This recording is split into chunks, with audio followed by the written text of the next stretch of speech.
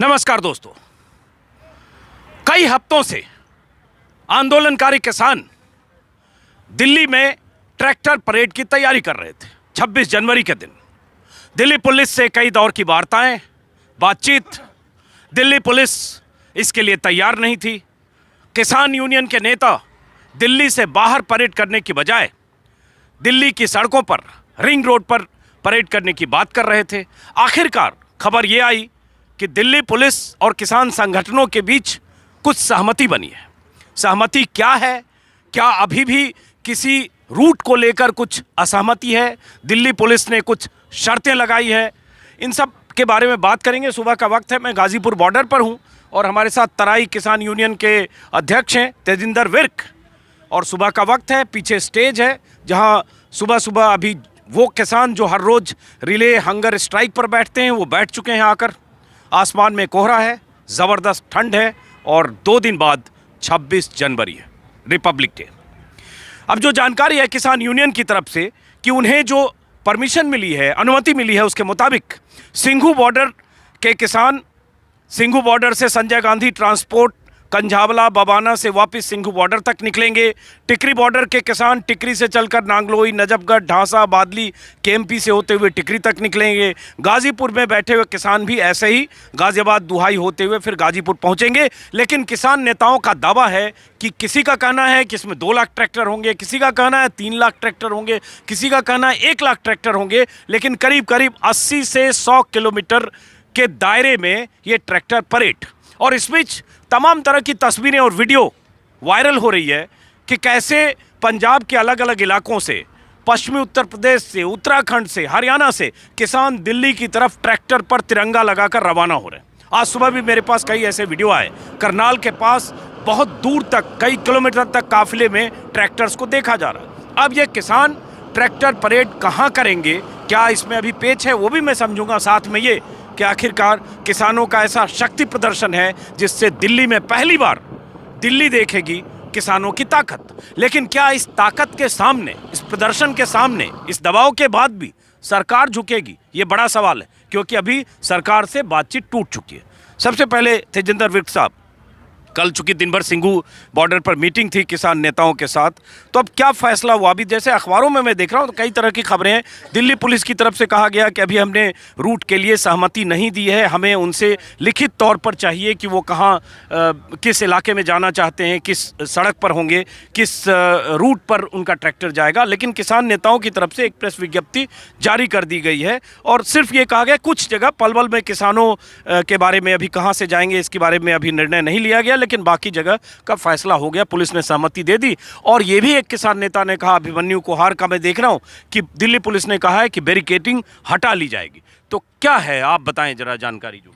हाँ बिल्कुल, कल 5वें दौर की वार्ता थी दिल्ली पुलिस के साथ और जो अन्य राज्यों की पुलिस है। किसान संगठनों के तमाम हम लोग नेता जो थे मौजूद थे और कल 1:30 बजे से लेकर शाम के 6:30 बजे तक लगभग 5-6 घंटे की वार्ता रही। और जो हमारी किसानों की कॉल थी कि 26 तारीख को इस देश का किसान जहां एक और जवान परेड करेगा, इस राजधानी के अंदर, दिल्ली राजधानी में इस देश का किसान भी तिरंगे के साथ परेड करेगा, वह दिन करीब था। और दिल्ली की पुलिस के सामने बड़ी चुनौती थी, क्योंकि तमाम PIL दाखिल हुई, दिल्ली पुलिस भी सुप्रीम कोर्ट गई, लेकिन सुप्रीम कोर्ट ने कहा कि ये दिल्ली पुलिस का लॉ एंड ऑर्डर का मैटर है, दिल्ली पुलिस इसे संज्ञान ले। इस पर दिल्ली पुलिस के सामने बड़ी फजीहत थी कि इस गणतंत्र की बड़ी परेड है और गणतंत्र एक उत्सव भी है और कहीं ना कहीं इसमें सुरक्षा के भी बड़े चाक चौबंद व्यवस्था होनी चाहिए। इसे लेकर दिल्ली पुलिस के सामने बड़ी चुनौती जो थी, उसे कल कहीं ना कहीं किसानों के सामने दिल्ली पुलिस को झुकना पड़ा और उन्हें एंट्री दिल्ली के अंदर देनी पड़ी। लेकिन क्या एंट्री दिल्ली के अंदर, जैसे आप लोग कह रहे थे रिंग रोड, अभी जो इसमें दिख रहा है इसमें रिंग रोड नहीं है, कुछ अलग रूट शायद आइडेंटिफाई हुए हैं, जैसे अलग अलग इलाके के रूट हैं। सिंघू बॉर्डर से मोर्चा जो निकलेगा वो संजय गांधी ट्रांसपोर्ट नगर, गोहाना, कंझावला होता हुआ फिर कुंडली मानेसर पर समाप्त होगा, केएमपी पर जाएगा। तो अभी रूट दिया है, कुछ आपसी सहमति से ऐसा रूट बना है? बिल्कुल सहमति है और प्रेस विज्ञप्ति भी जारी हो गई है। तमाम संगठन थे और जो लोग थे सिंघू बॉर्डर के या अन्य मोर्चों के, उन्होंने कहा जो संगठन तय करेंगे हम उनसे सहमत हैं। लेकिन सवाल ये नहीं था कि हम रिंग रोड पे परेड करेंगे या राजघाट पे करेंगे। हमारा ऐलान था हम दिल्ली के अंदर परेड करेंगे।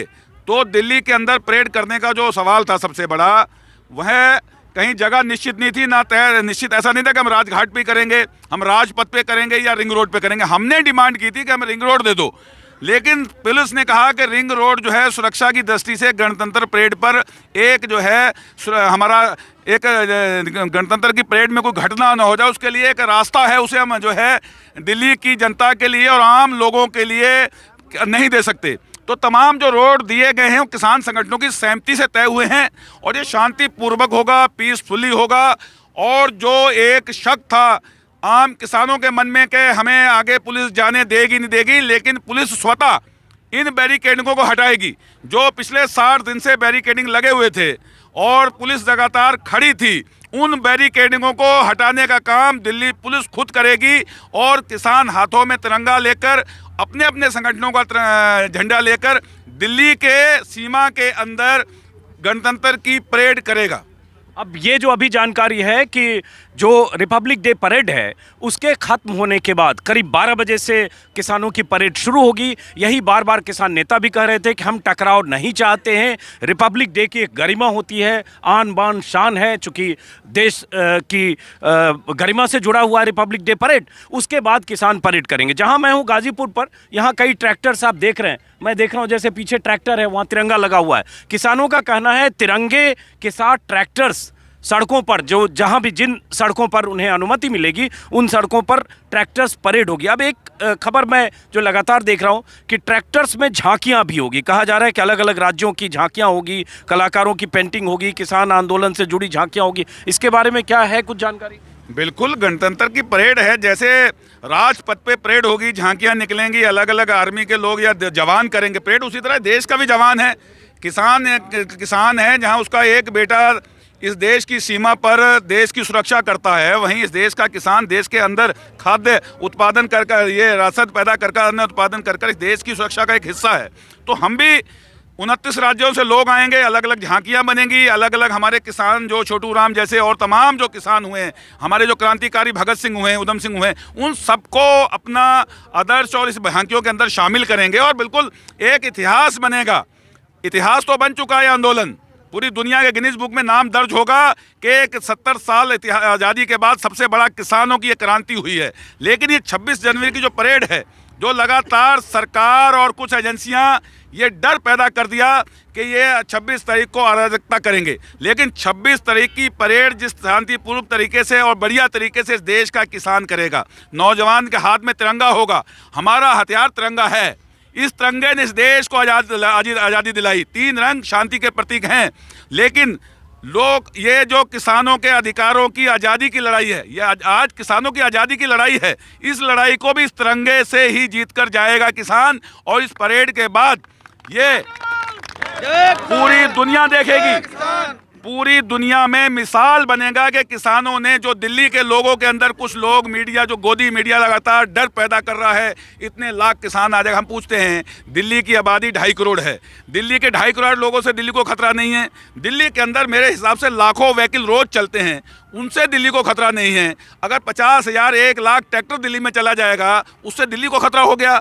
अगर 1 लाख किसान दिल्ली के अंदर शांतिपूर्वक परेड करना चाहता है, जो पूरी दिल्ली को नहीं पूरी दुनिया को अन्न पैदा करके खिलाता है, अगर वो गणतंत्र की परेड में शामिल होकर एक हिस्सा बनना चाहता है, तो इससे अराजकता कहाँ आ गई? एक बात तो इन्होंने कही, ये मानना पड़ेगा कि बहुत सारे लोग जो किसानों के इस आंदोलन से असहमत हैं, उसमें मीडिया का बहुत बड़ा तबका भी है। बीजेपी और बीजेपी से जुड़े नेताओं और मंत्रियों, उनकी तो बात ही छोड़ दें। इसमें कोई शक नहीं है कि आंदोलन के 60 दिन हुए, दिल्ली की सीमाओं पर हजारों किसान, हो सकता है लाखों की तादाद में हो, कई किलोमीटर तक अपने ट्रैक्टर के साथ 60 दिनों से बैठे हैं। इसमें बारिश भी हुई, इसमें ज़बरदस्त ठंड भी हुई। अभी भी आप जहां देख रहे, जहां मैं हूं, अभी आसमान में कोहरा है और ज़बरदस्त ठंड है। ठंड, बारिश, तमाम तरह की मुश्किलों में।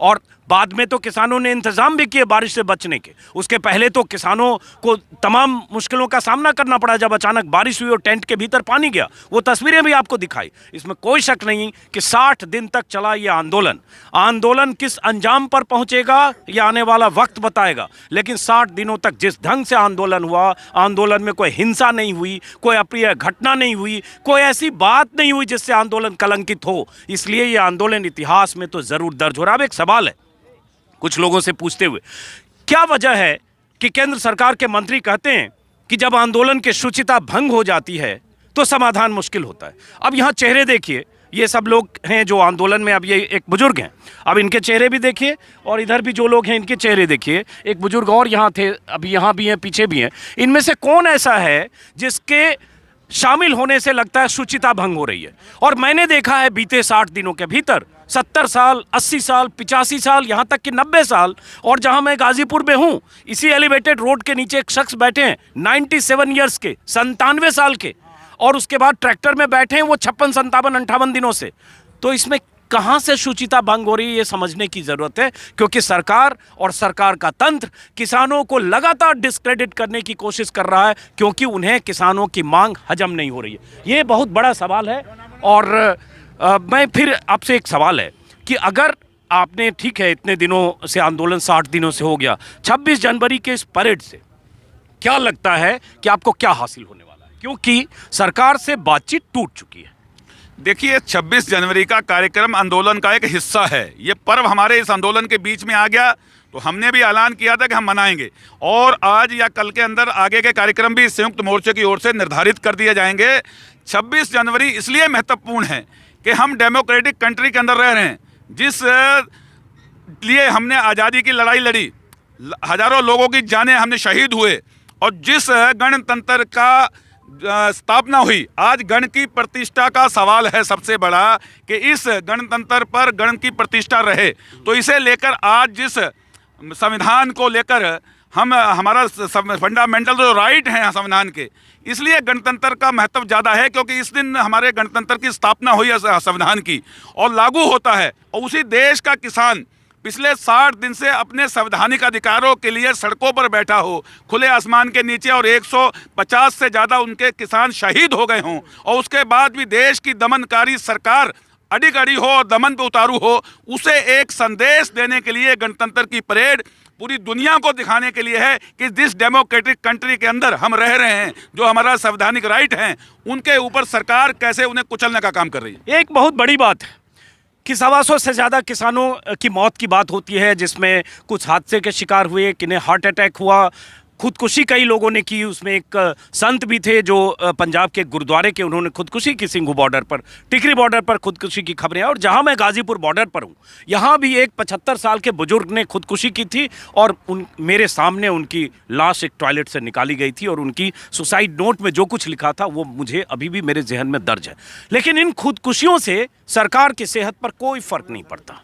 कोई आदमी जान दे रहा है, खुदकुशी कर रहा है, चिट्ठी लिख रहा है, जिम्मेदार ठहरा रहा है सिस्टम, सरकार, कृषि कानूनों को, लेकिन सरकार कहती है ये खालिस्तानी हैं, ये बहके हुए लोग हैं, इनके पीछे विदेशी ताकतें हैं, शुचिता आंदोलन की भंग हो रही है। सवाल उठता है 60 दिन बाद भी सरकार को अगर होश नहीं आ रहा कि एक किसान है, मैं बार बार कहता हूं, इनकी मांगों से आप असहमत हो सकते हैं, आपको लग सकता है कि इनकी कुछ मांगें गैर वाजिब हैं, आपको लग सकता है कि इन्हें समझाने की जरूरत है, आपको लग सकता है कि इस कानूनों में कुछ खामियां हैं या कुछ नहीं है, मैं इन सब की बात मानूंगा। लेकिन लोकतंत्र में एक बड़ी तादाद देश की अगर इस तरह से आंदोलनरत है 60 दिनों से, और उनकी मांगें जब उनको गौर से सुनेंगे तो लगेगा उनकी आशंकाएं, उनका डर वाजिब है। निजीकरण का डर, कॉन्ट्रैक्ट फार्मिंग का डर, इसेंशियल कमोडिटी एक्ट में सीमा, भंडारण की सीमा हटाने के बाद पैदा हुआ डर, और इन सबसे बड़ा डर, देश में कितने किसानों को एमएसपी मिलता है, ये जिसे भी थोड़ी समझ है वो आंकड़े जाकर समझ ले। 6% फसल एमएसपी पर बिकती है। उस देश के किसान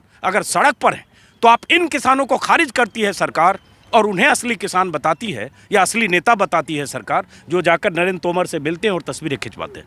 अब यहाँ कुछ लोग हमारे साथ हैं, मैं बाकी लोगों से भी बात करूंगा, आप यहीं रहिएगा। एक बार मैं पीछे की तस्वीर दिखाना चाहता हूँ, थोड़ा हटिएगा पीछे। ये जैसे ये ट्रैक्टर है, मैं आ रहा हूँ, यहीं रुकिएगा। ये पीछे अब ये यहाँ ट्रैक्टर की कतारें लगने लगी है और जहाँ मैं हूँ गाजीपुर बॉर्डर पर, यहाँ से लगभग 100 मीटर दूर आगे पुलिस ने बैरिकेडिंग कर रखी है। वहाँ से आप दिल्ली की तरफ नहीं जा सकते, दिल्ली जाने वाली सड़क। और ये सड़क यूपी से आ रही है और पीछे किसान एकता मंच का मोर्चा दिख रहा है, किसान एकता मोर्चा का मंच दिख रहा है, जहाँ सुबह से शाम तक भाषण होता है। अब एक बात बताएं कि अभी जो यहाँ से, जो गाजीपुर से यहाँ से अगर ट्रैक्टर का काफिला निकलेगा, किस तरफ से जाएगा? 26 जनवरी की बात कर रहे हैं। 26 जनवरी को हम आगे बढ़ते हुए जो आनंद विहार और अप्सरा बॉर्डर है, जो दिल्ली की सीमा किधर से जाएंगे? जहाँ पीछे की तरफ जाएंगे या इधर से जाएंगे? ये अभी आज लगभग तय हो जाएगा। लगभग इधर से जो रोड है इसी को हम टच करते हुए अप्सरा बॉर्डर जाएंगे। अप्सरा बॉर्डर जो है लगभग 10 किलोमीटर लगभग दिल्ली की सीमा के अंदर ये मार्च चलेगा। उसके बाद मोहनपुर होते हुए गाजीपुर और डासना होते हुए फिर इसी जगह पर पहुंचेगा। ये रूट जो है ये लगभग तय हुआ है, जो गाजीपुर बॉर्डर से चलेगा। आप कहाँ से आए हैं? हम तो पीलीभीत से आए हैं। पीलीभीत से गोरखपुर से, हाँ जी। अब इनके चेहरे की सौम्यता देखिए और सरकार के मंत्रियों के बयान याद कर लीजिए। सारे बीजेपी के मंत्रियों के बयान याद कर लीजिए, हरियाणा के कृषि मंत्री का बयान याद करिए, केंद्रीय मंत्रियों के बयान याद करिए और बीजेपी के दर्जनों प्रवक्ताओं के चेहरे याद करिए जो टेलीविजन चैनलों पर क्या कहते हैं। कितनी उम्र है आपकी? मेरी इस समय है 70 के। 70 के करीब। कितने दिन से यहाँ बैठे हैं? हो गए 8-10 दिन मेरे को आए हुए। चलिए, तो ये 8-10 दिन से, बहुत सारे लोग यहाँ हैं जो 50 दिन 55 दिन से बैठे हैं। क्या लगता है कि इस तरह के प्रदर्शन से सरकार झुकेगी, इससे कुछ हासिल होगा? और ये जवान डटा रहेगा तो झुकेगी, क्यों नहीं झुके, घुटवे टेक जाएगी। आप आइए आगे, आप पहले भी मिले हैं मुझे। एक ये बुजुर्ग हैं, ये मुझे गाजीपुर बॉर्डर पर अक्सर मिलते हैं। आपको लगता है सरकार झुकेगी? बिल्कुल झुकेगी जी, बिल्कुल झुकेगी। हमें भी तो महीना हो ही गया है यहाँ रुकते। महीना हो गया? हाँ, 1 महीना हो गया। हाँ, पड़ेगा सरकार नाजायज मांगे थोड़ी हमारी, भाई जायज मांगे, हम जायज मांग रहे हैं। बिल्कुल मांगेंगे और लेके रहेंगे, जाएंगे जब ही जब वापस ले ही लेंगे, नहीं तो नहीं जाएंगे। हम रामपुर से आए हुए हैं, तो हमारा गाँव पसवाड़ा है, तो हम। आप कहाँ से आए हैं? नजीबाबाद से जी। नजीबाबाद से। तो ये जो 26 जनवरी की परेड हो रही है, 60 दिन हो गए, तो अब तक तो जो सरकार का रवैया अब लग नहीं रहा है कानून वापसी का। वापस तो करना पड़ेगा सरकार को। और इसमें जो है मैं आम पब्लिक से भी विनती करना चाहूँगा कि ये जो काले कानून जो है सरकार ने बनाए हैं, इसमें केवल किसान का ही नुकसान नहीं है, आम पब्लिक का ज़्यादा नुकसान है इसमें, क्योंकि बोझ तो आम पब्लिक पे ही पड़ा है। जो भी कानून आता है या जो भी घाटा बाटा होता है वो पब्लिक का ही होता है, तो इसमें आम पब्लिक का ज़्यादा नुकसान होएगा। अब ये 3 बुजुर्ग हैं पीछे से, 1 मिनट रुकिएगा, मैं सिर्फ ये चेहरे दिखा, हटिए जरा, ये चेहरे देखिए, ये सारे बुजुर्ग लोग हैं, थोड़ा हटिए आप, ये सारे बुजुर्ग लोग हैं और ये सारे लोग 70, 75, 80 साल के लोग यहाँ हज़ारों की तादाद में हर जगह हैं, हर बॉर्डर पर। और इन चेहरों को देखकर सोचिए कि इनमें क्या है, इनके पीछे किसकी ताकत है, विदेश की, चीन की, पाकिस्तान की, खालिस्तान की, और क्या इनके आंदोलन करने से आंदोलन की शुचिता भंग होती है। सरकार को जिस दिन ये बात समझ में आने लगेगी तब शायद सरकार सोचेगी कि दरअसल जो किसान आंदोलन कर रहे हैं उनकी मांगों में वाजिब बातें भी है, न सिर्फ वो किसान असली हैं जो सरकार से मिल रहे हैं। 1 मिनट, कहाँ गए तेजेंद्र विक साहब? अब आप ये बताइए, इसके बाद 26 जनवरी तो अब 2 दिन बाद है, बातचीत टूटी हुई है, हर बार तारीख मिलती थी, इस बार नरेंद्र तोमर ने कह दिया कि इसके आगे अब आपको जब लगे तब आप सोच के हमारे पास आ जाइएगा, जब आपको लगे कि इस मुद्दे पर ये 1.5 साल का जो भी प्रस्ताव दिया था उस पर बात करने आई। क्या सरकार क्या किसान नेता उस प्रस्ताव पर फिर से सोच रहे हैं? क्योंकि खबर आ रही है कि कुछ किसान संगठनों को, पंजाब के खास तौर से, लगता है कि हाँ उस प्रस्ताव पर सोचना चाहिए। नहीं, एमएसपी जो है, आपने अभी सवाल उठाया, सबसे बड़ा इस देश का सवाल एमएसपी है। जो 3 कानून हैं वो तो सरकार लेकर आई है, कोई उस पर हम, वो तो उस पर मुद्दा है ही नहीं, वो तो नई चीज़ लेके आए हो, हम कह रहे हो रिपील करो। लेकिन जो किसानों की मांगे पिछले 20 साल से हैं उसे आप इग्नोर कर दोगे, उसे कहोगे वो इस मुद्दा ही नहीं है।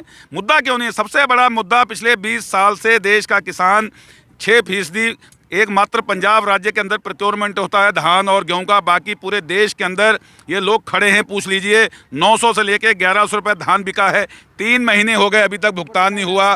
तो सबसे बड़ा सवाल एमएसपी का है कि एमएसपी के गारंटी का कानून लेकर आए सरकार, एमएसपी पे बात नहीं करते।